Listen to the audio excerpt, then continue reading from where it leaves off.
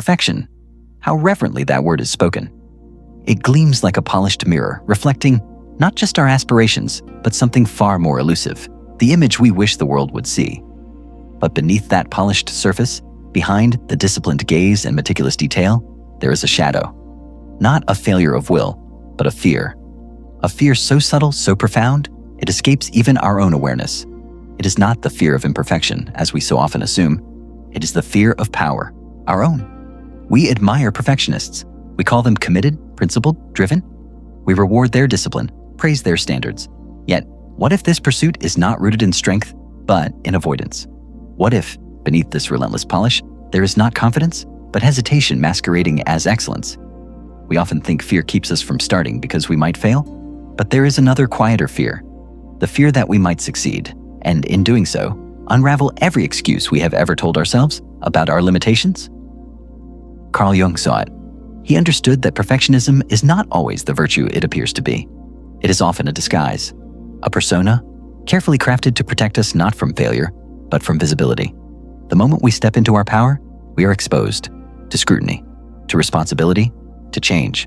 And so, some of us build fortresses made of good intentions and unfinished drafts. We revise, tweak, plan endlessly, calling it preparation when it is paralysis in ceremonial dress. Consider the soul who dreams of creating, building, becoming.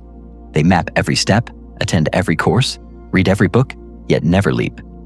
Not because they are lazy or lacking passion, but because there is a terror more unsettling than falling short. The terror of discovering that all along, they were capable, and that every delay was a silent betrayal of that truth. There is a strange comfort in almost starting, in nearly launching. It gives us the illusion of movement without risk. The mind remains busy, occupied with perfecting, yet nothing is born.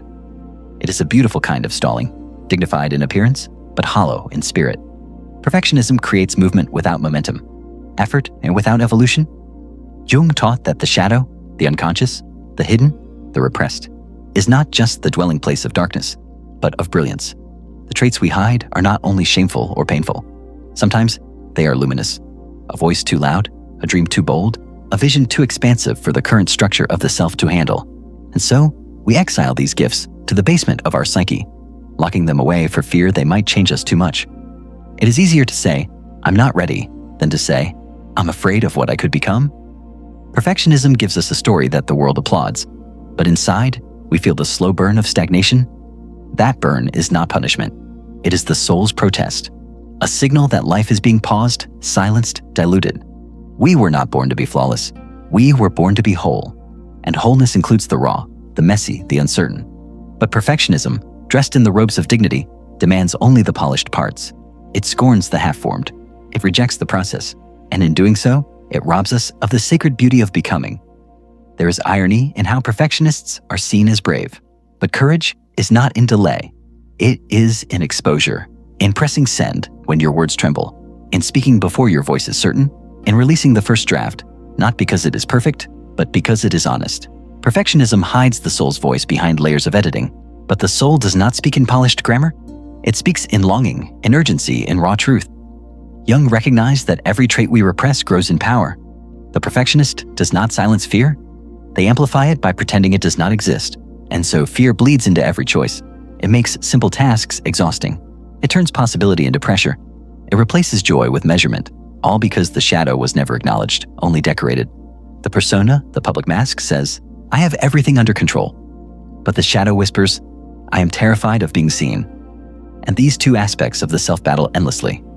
Outwardly, the perfectionist is composed, productive, precise. Inwardly, they are haunted by a quiet dread that any crack in the mask will reveal the trembling underneath. But what if that trembling is not weakness? What if it is simply the movement of something greater trying to emerge? You see, we do not fear being small. We fear outgrowing the containers that have kept us safe. We fear that if we truly stepped into our gifts, the world would demand more than we are ready to give. More visibility, more vulnerability, more truth. And the moment we are seen, the comfort of obscurity is gone. So we polish, and we polish, and we polish again. But no amount of refinement can hide the ache of an unlived life. The more we perfect, the more we delay. And the more we delay, the more the soul starves. To perfectionists, failure is catastrophic. But so is success, because success dismantles the story of unpreparedness. It confronts us with the unsettling fact that we could have moved long ago, that we could have risked, that we could have written, built, spoken, created, and this knowledge is heavier than any mistake. What does it mean to be powerful? It means no longer having the refuge of not knowing. It means becoming visible. And visibility, for the deeply afraid, feels like exposure. It feels like judgment, like obligation. It means the old excuses no longer work. The game is up. And so, many choose to remain in the comfort of planning, the endless cycle of preparation.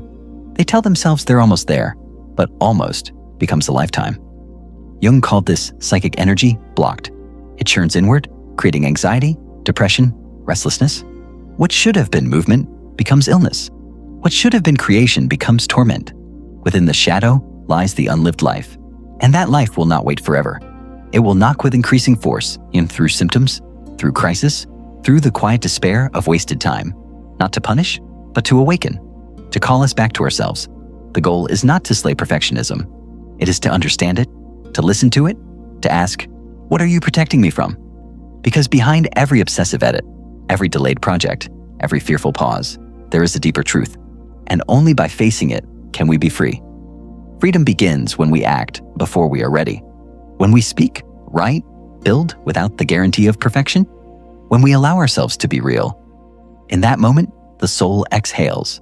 It no longer needs to fight for its place in our lives. Wholeness is not neat. It is alive. And aliveness does not care for perfection.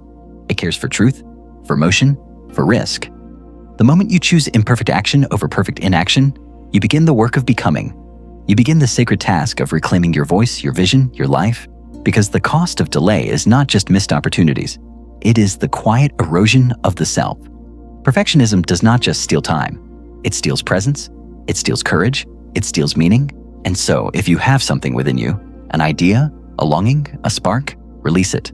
Not when it is flawless, but when it is yours. Let it be messy. Let it be early. Let it be enough. Because you are not here to be perfect. You are here to be whole. And your wholeness in all its beautiful imperfection is the most powerful thing of all.